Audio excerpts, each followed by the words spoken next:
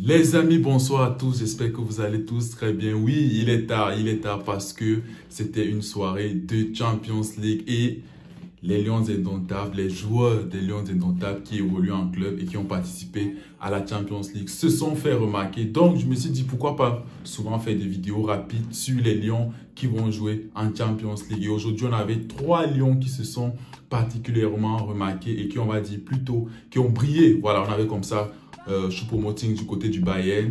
Le Bayern qui a battu Pilsen 5-0 et Choupo-Moting qui est entré en jeu, qui a marqué. On sait qu'il revient de blessure, il retrouve le rythme et il a marqué. Donc, c'est très bon pour l'équipe nationale des Lions Indomptables. Voilà, on avait aussi André Onana qui recevait le FC Barcelone du côté du Giuseppe Meazza. Voilà. Oui, parce que quand l'Inter reçoit, c'est Giuseppe Meazza et quand le Milan reçoit, c'est San Siro. Voilà.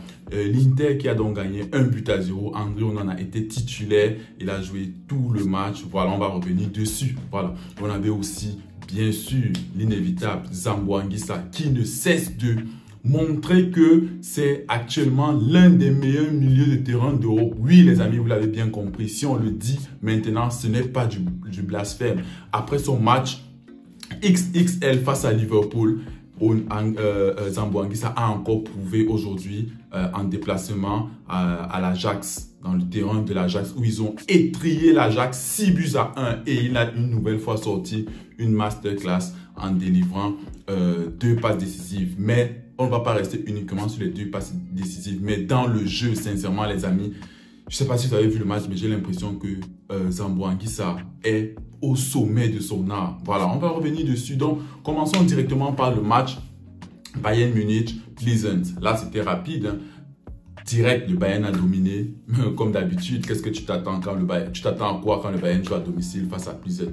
Direct, on était déjà à 3-0 en 30 minutes. Et voilà, puisqu'on parle de nos Lions Indomptables, Choupo-Moting, lui, il va entrer à la deuxième mi-temps et il va s'illustrer avec un but. On sait qu'il revient de blessure et c'est important et c'est une bonne chose.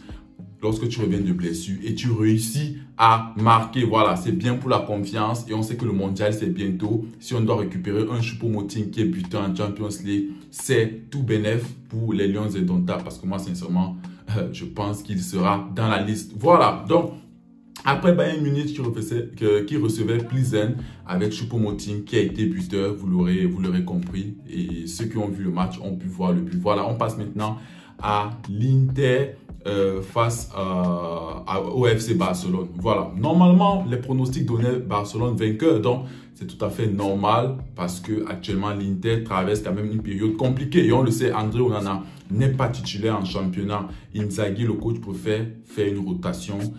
Il préfère Handanovic en championnat et en Champions League, il préfère donner de grosses responsabilités à André Onana. On sait que l'Inter avait déjà reçu le Bayern.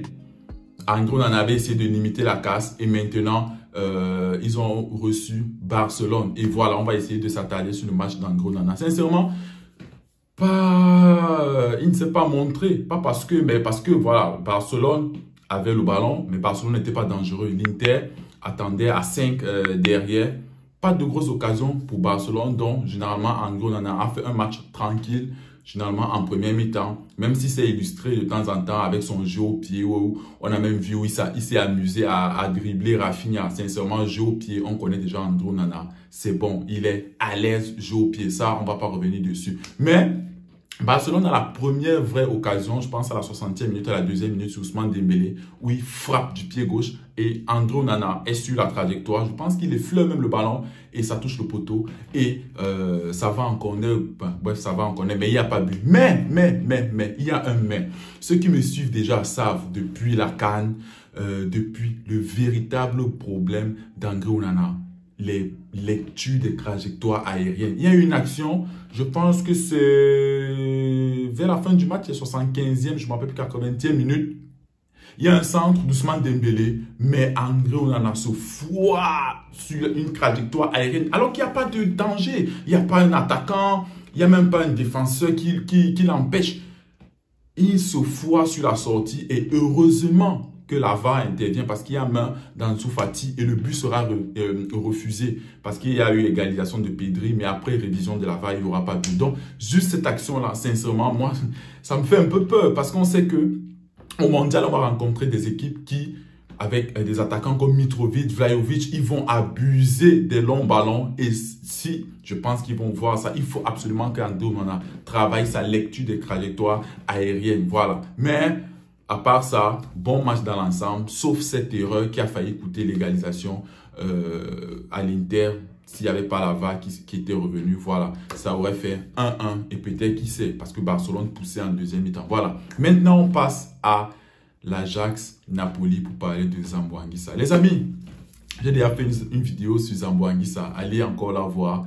Comment on doit essayer d'utiliser Zambo Anguissa en équipe nationale. Le problème, moi je le pense et je le dis, le problème n'est pas Zambo Anguissa, mais le problème est la complémentarité des joueurs qu'il a en équipe nationale. Il y a certains qui ont dit que non, quand tu es un grand joueur, tu dois faire step up les joueurs avec lesquels tu joues. Mais les gars, il faut arrêter à un moment donné. Les joueurs comptent énormément. Donc, masterclass de Zambo Anguissa encore aujourd'hui, sincèrement, dans le volume de jeu, lorsqu'il décroche pour pour faire le jeu, le volume, box to box, sincèrement, c'est un maestro actuellement, Zambo Anguissa, qu'on le veuille ou pas. Je l'ai déjà dit plusieurs fois, même si certains vont dire, ouais, en équipe nationale, c'est pas ça. C'est le meilleur joueur en activité actuellement dans les Lions indomptables. Donc, pour qu'on essaye d'avoir ce potentiel, c'est au coach et c'est aux joueurs d'essayer de trouver l'alchimie parfaite pour Zambo Anguissa. Voilà, donc masterclass XXL de Zambo Anguissa.